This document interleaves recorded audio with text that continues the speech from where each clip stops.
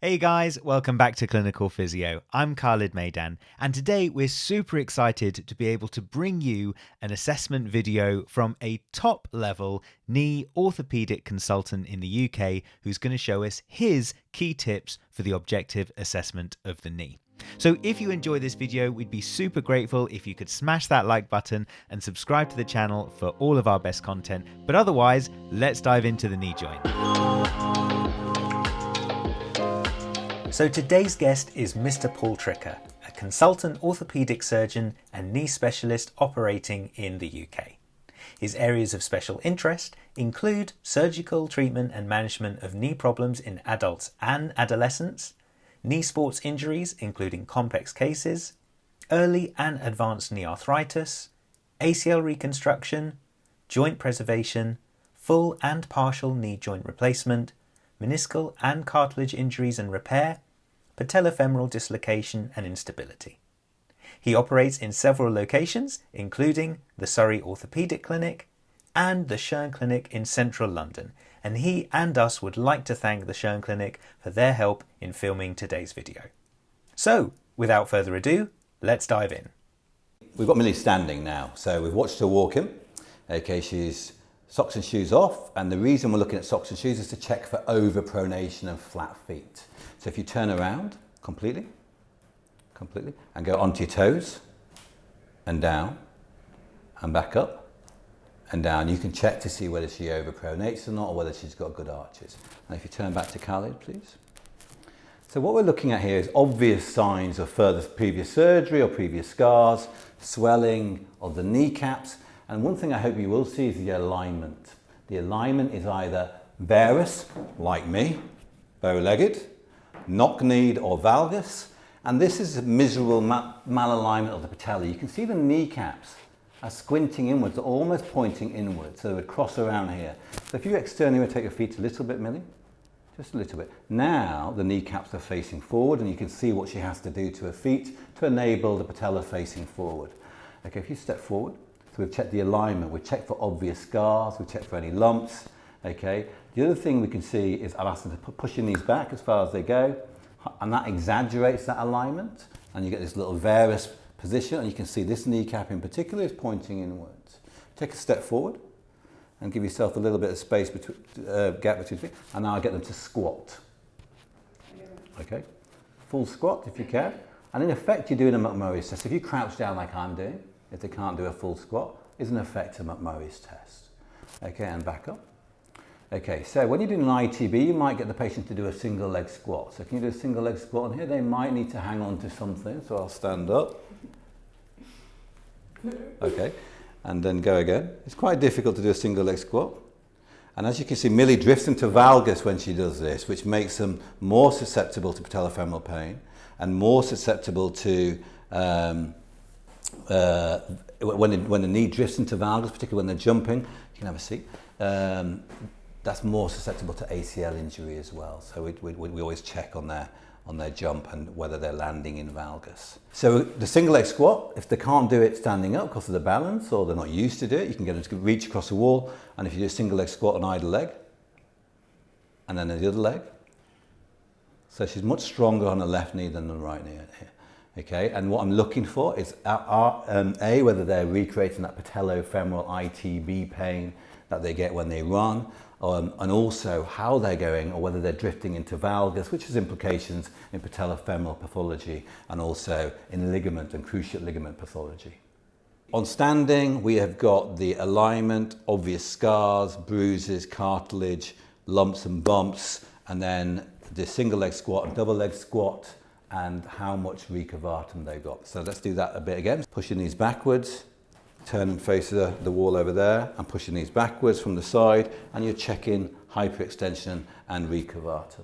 So now we're checking for maltracking. So on the left knee, this will be a J sign, lift up.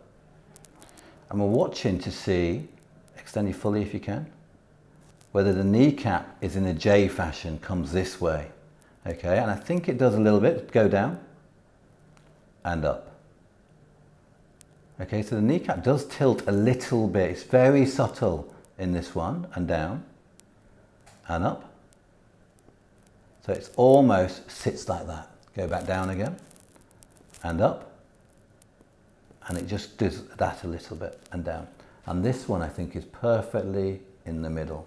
This would be a reverse J tracking, okay, and down. But you can call it J tracking. It's just mal-tracking of the kneecap as the kneecap goes from deep engagement into the lateral, and is there a lateral pull mal-tracking that way? And the old-fashioned way of getting this VMO strong to get that pull back is why it's important, okay? So whatever you can see on this, if they've got mal-tracking at this point, that you know they're going to head for some patellofemoral work and some strength work on the quads. But also at this position, you are looking at quad symmetry and strength. So as you go up in this one, you're looking at the patellar mal-tracking and also any activation of the VMO and down, and this one. Okay, again the VMO here, and whether there's mal-tracking or tilt of the kneecap. Okay, and down. When you put your hands on the knee, straighten out, you often get these asymptomatic patellofemoral clicks, and the patient goes, oh, can you hear that? Can you hear that? I'll feel that. And it's normal. And I get them to feel mine at the same point, because mine will often do a patellofemoral click. And asymptomatic patellofemoral clicks are normal. Okay, Millie, so now we've watched you walk in. We've checked your alignment, and now I'm going to have a look at your knees lying down. We've had a seat and checked your patellar tracking. You okay? Mm-hmm. Any knee particularly hurts more than the other one? My left one. Your left one, fine. Okay, so first of all, I'm looking for alignment. She's got reasonable alignment. Okay, then I'm going to check for hyperextension. And she hyperextends within the normal range on her right one and also on her left one. She's got a little scar from there from surfing this weekend, I think. So next I'm going to check for an effusion. Okay, so obviously you can visibly look for an effusion. Obviously you can see if there's swelling difference on a side to side, or you can do a sweep test. I sweep up on the inside, empty the medial pouch, and then I'm sweeping down on the lateral side to see if there's any ripple here on the right knee as well. And that's the sweep test. When you've got a big effusion, you can do the Bellot test or the patellar tap. Again, she hasn't got one. So next I'm going to say, Millie, can you lift your leg up straight as you can, please? Just to about there. I put my hands on the knee and bend the knee. So I'm checking for full extension, getting the knee into full flexion as much as she can, and I'm trying to feel any clicks or clunks. She's got a little bit of a patellar clunk, which is normal. And then we put the knee down. So then I'm checking the joint lines for meniscus, and the way we check for meniscus, often on the medial side, people are feeling more anterior than they should. Okay, so on the medial meniscus, it's quite posterior, often in line with this posterior crease here, and relax. And the medial meniscus is much further back than people think. So if we draw a line across the joint line, so from the posterior crease down to the front of the knee, and you palpate the anterior, the body, and the posterior meniscus. Is that so? Is it a little bit? Okay, and then we do it on the outside. And I'll show you on the right knee on the outside for the camera purposes, so this is the inside. Always compare side to side. So this is the medial meniscus, and on the outside, the lateral meniscus. Is there a difference on the knees? This one hurts a bit more? Okay. We're going to palpate the tibial tubercle. Often in teenagers, that's the tender spot for Osgood-Schlatters. And we go up to the patellar tendon for patellar tendinopathy, jumper's knee, Syndig-Johansson-Larsen syndrome. And then palpate the patella, the medial plicus over here, and then the quads tendon and distal quads tendinopathy over here. So we feel the medial joint line, the lateral joint line, the tendon, the patella, and the quads tendon. Okay, so then the knee's in the position, just rest it on my knee here for the Lachman test. Okay, and this is a test. Obviously, when you're wearing trousers, it's a lot easier to just leave your knee under the patient. Okay, and when you're not wearing trousers, you can do it in that position, or sometimes just tuck a pillow underneath. Okay, so I tend to, because I've just done the joint line in that position, then it's a natural move, efficiency for me just to put my knee under here and go into the Lachman position. So I fix the knee. Okay, sometimes patients are tender when you hold the knee tight here, so it doesn't matter where you put the hand.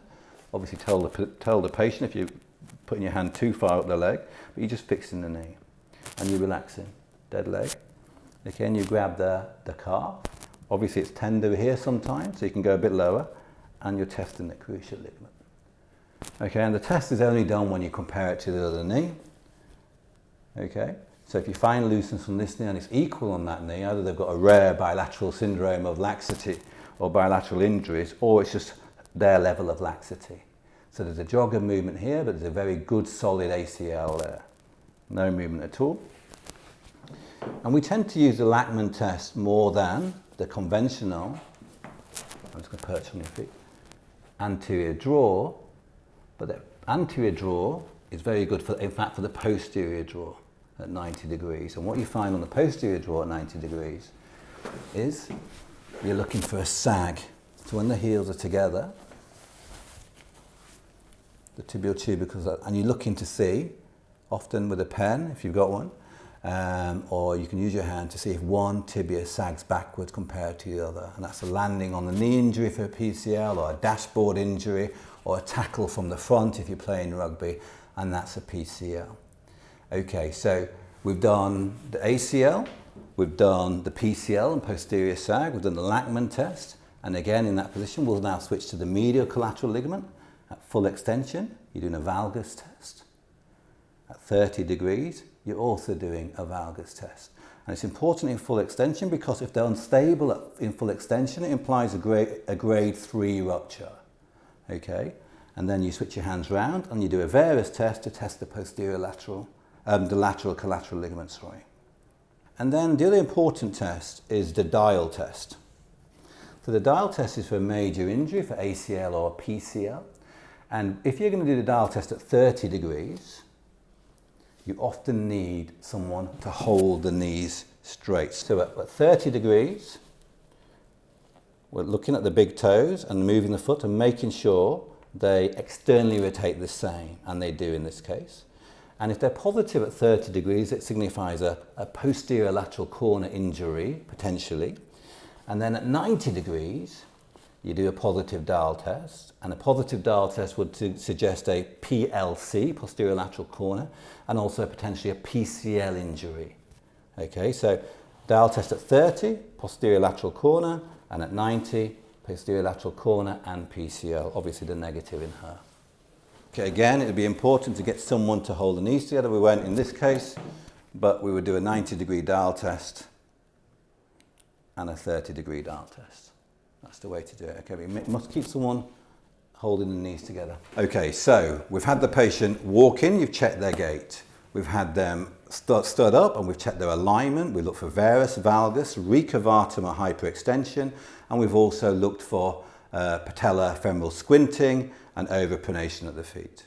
Then we sit the patient down and we sit next to them and we put the hand on the kneecap and check for maltracking of the kneecap and any obvious patellofemoral issues or any loose bodies or any effusion. You lie the patient down and then we go again. We check their alignment and extension. We check their hyperextension. We check for an effusion with either the sweep test or the patella tap. Okay, then we palpate the joint line. Tibial tubercle, Osgood Schlatters, patella tendon for tendinopathy, quads tendon for quads tendinitis, and the patella and the medial plica. We drop the knee out a little bit. We feel all the way into the joint line. Remember, the key learning is the posterior horn medial meniscus is a lot more posterior than you think, just above the crease. Then we do the lateral joint line. And I'll just show you on this one for the camera purposes, the lateral joint line.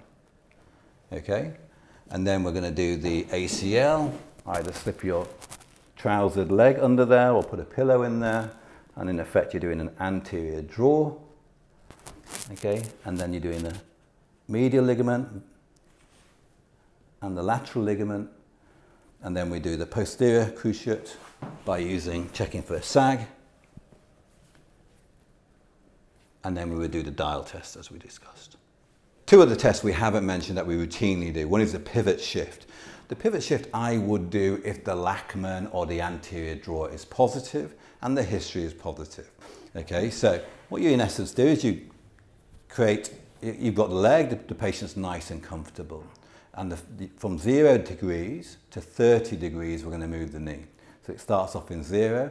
And as we internally rotate and bend the knee to 30 degrees, if the ACL is lax, the ITB, because this is a lateral based injury, will reduce the tibia on the femur, because the anterior cruciate has a degree of laxity, i.e. tibial translation, so it sits forward, and in fact the pivot shift or the pivot clunk is the reduction of an anterior based tibia onto the femur, mediated by a tense ITB.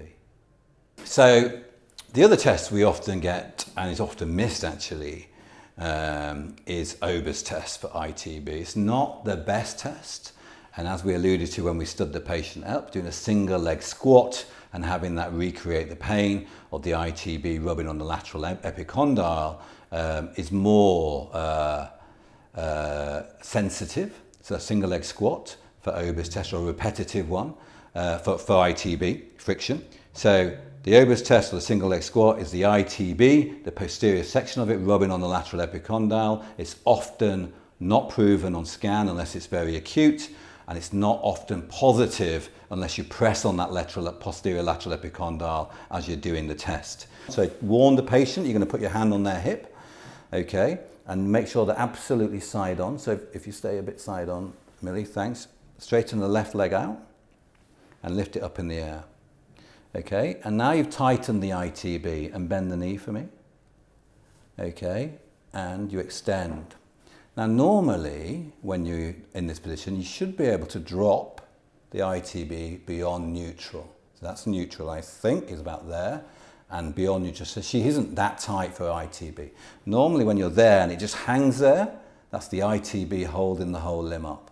And then I ask them to straighten the leg, and I've got my thumb on the posterior lateral epicondyle and bend. And in runners, particularly distance runners, they get pain. And again, straighten. Do you get any pain when I'm pressing there? It's not nice anywhere. Yeah. But the difference is you say to them, is that the pain that stops you running? Bend the knee. Okay, so you abduct, extend, tighten the ITB, and put them through the range in about 30 degrees, that tender spot on the lateral epicondyle. It's not a hard push. It's a testing your stake push. It's a gentle palpation, okay? Bend again. A little bit tight, and straighten it. When you have an arthritic patient, or a patient with impingement, or the exam is normal, it's very important. So for the left knee, you can often get referred pain. So sciatic pain, when they do the straight leg raise, you're thinking about sciatica. And the other thing you should do is, we kind of do it as part of our knee exam, that when I'm doing the let the hip drop, there's your external rotation of the hip, there's your internal rotation of the hip, but there's no harm in doing that. Okay, and what you're doing there is you're rotating the hip. Okay, so doing a hip rotation, the patient thinks you're examining the knee, okay, but actually the knee's still, and we're examining and rotating the hip. So always check the hip for pathology to make sure it's not being referred to the knee. The other test we routinely get asked about is McMurray's test. So as I said earlier, when we were standing the patient up, we get the single leg squat for ITB, a double leg squat, i.e. a crouch down or a full squat, is in effect a McMurray's test. So you're loading the menisci while you're rotating the knee. But to do McMurray's, you grab the heel, okay, make sure they're comfortable. And I've got my fingers on the medial joint line, my thumb on the lateral joint line, and as I internally rotate, full flexion, so sometimes you can push your chest on to achieve full flexion, externally rotate and extend. And the fingers are on the joint line, so you've got a gentle palpation, and a positive McMurray's test is pain or a meniscal click or whilst you are doing that test. Okay, that's McMurray's test. In effect, you're just bending the knee, rotating, internal and external, internal for your medial, external for your lateral, as you do that. What about patellofemoral pain in particular? Some people do Clark's test, in effect it's a patella grind test, and you're fixing the knee and you're pressing down the patella against the trochlear groove, and like you much would do patella mobilizations, okay, you're feeling that, and at the same time you're seeing whether there's lateral glide of the patella and medial glide of the patella. So you can actually feel if the retinacular attender. And the other thing on the patellofemoral joint is obviously for apprehension. So if Millie was a patella dislocator, you'd want to see at 0 degrees how tight the medial retinaculum is, how tight the lateral retinaculum is, and whether there is any apprehension as to, or concerns regarding instability. And if Millie was a dislocator, she would not be tolerating that. Most people with patellofemoral dislocation do not like people touching their kneecaps, and particularly at about 20 to 30 degrees, that's when the kneecap would pop out. Okay, they don't like it. Remember, the patella is not engaged in full extension, and at about 20 degrees, it is engaged fully. Okay, not fully, but starts to engage. And at 90 degrees, people with patella dislocators who are they're very happy and comfortable because the patella is sitting in the trochlear groove. It doesn't move. This is important. So when the kneecap is in full extension, there is no bony protection for the kneecap. Okay, the trochlear groove is not offering bony stability, and the kneecap is more likely to dislocate. At about 20 degrees, it just engages, and at 90 degrees, it's fully stable. This has implications to what we do for kneecap dislocation. So if the patient is apprehensive or unstable in 0 degrees, you want to think about an MPFL reconstruction, which is a ligament connecting the femur to the patella, medial patellofemoral ligament, and that stops the dislocation in extension. At 60 degrees, I think that's about 60, Khalid, are you happy with that? It's about 60. We would consider doing the MPFL reconstruction in full extension, and maybe doing something to the trochlea to create a groove called a trochleoplasty. That's a much bigger operation. When the patient is unstable at 90 degrees, be it apprehension or dislocatable, this often signifies a problem on the tibia or on the femur in terms of rotation. And at this point, you'd consider much bigger surgery, which is a derotational osteotomy to the femur and the tibia, as well as potentially the MPFL reconstruction, because that will help the kneecap in full extension. The other procedure we talk about in kneecaps, so we've talked about MPFL, we've talked about trochleoplasty, developing a trochlear groove, and we've also talked about derotation osteotomy, is if the kneecap sits high, that's called patella alta. And that would mean that the kneecap is further in this zone of extension where the kneecap, it takes longer for the kneecap, 40 or 50 degrees, to engage. And therefore, by bringing the kneecap, the tibial tubercle down, distalization, tibial tubercle osteotomy, you're bringing the kneecap closer to the engagement point at the patellofemoral joint, and therefore uses the trochlear groove more. Okay, so the 4 procedures commonly used in order probably are MPFL reconstruction, patella alta, which is very common, and we need to look for that more and do a distalization procedure should they have recurrent dislocation. At 60 degrees instability, you want to think about the measurements of the trochlear groove, and whether you would need to do a bigger operation called a trochleoplasty, which is creating a groove.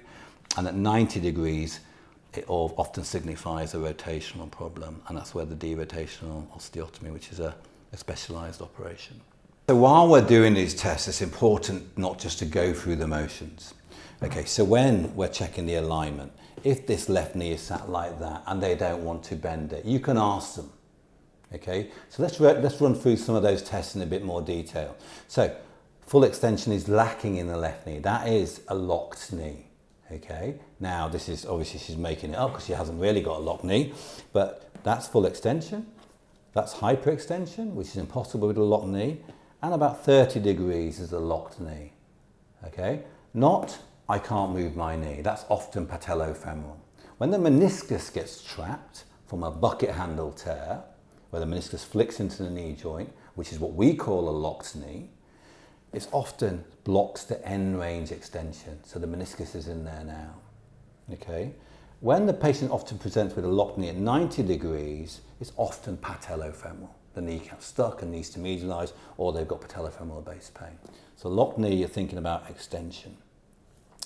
The other important test too, and a really important test, particularly if you see patients acutely or in an acute knee clinic or on a Monday morning and they injured themselves over the weekend, is one of the first tests I got Millie to do was to lift her leg up straight. That is the straight leg raise, and multiple things are going on here. The quads tendon must be intact, the patella must not be fractured, and the patella tendon must be intact, because that entire mechanism lifts this tibia up. So when they've got a straight leg raise, you've ruled out a patella tendon rupture, a quads tendon rupture, and a patella fracture. Okay? So these are the tests. So obviously we talked about the other test being that when we check the hip, when you drop the knee out into external rotation to check the meniscus, if the patient reaches to their groin, it might mean hip pathology. Obviously not in Millie's age group because she's very young, but in the older age group or in patients you're concerned about hip impingement or femoroacetabular hip impingement or hip arthritis. Wow, absolutely fantastic to be able to spend some time with Mr. Tricker and for him to be able to show us his objective assessment for the knee joint. I really hope you enjoyed it as well. And if you'd like even more of our content, please check out the description below for details of our Instagram account at Clinical Physio, as well as our website, clinicalphysio.com, where we store all of our best information for you. But otherwise, thank you so much for watching, and we'll see you again really soon, right here on Clinical Physio.